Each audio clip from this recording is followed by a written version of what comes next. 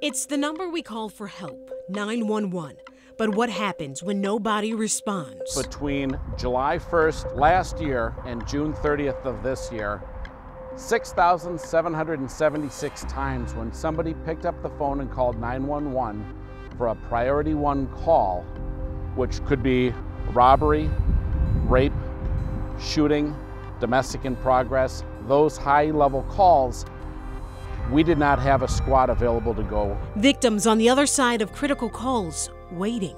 MPD spokesperson John Elder says that has a huge impact. You lose trust when you cannot adequately respond to people's needs. Problems with staffing push this plea for 400 more officers from Minneapolis's police chief on July 17th. And because our staffing needs have not been properly addressed over many years, it has resulted in our current MPD resources being strained to capacity, and quite frankly, we're hemorrhaging. We simply have brought forward an honest and real assessment.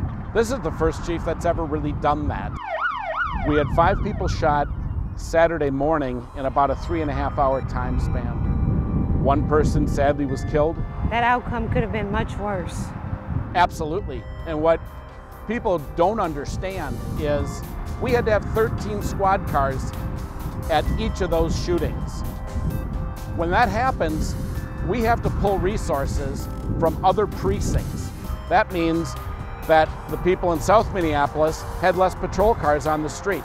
Chief Arredondo wants the additional 400 patrol officers by 2025.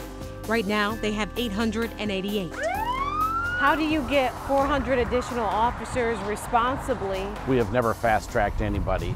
We have classes that go through, and they're X number of weeks long. We don't pull people out to get them through a system quicker. Are there that many qualified, trained people available? There are that many qualified people, we will train them.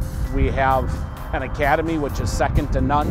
If people are okay with long response times, if people feel that 6,776 priority 1 calls that are not able to be responded to immediately is acceptable, then nothing should change.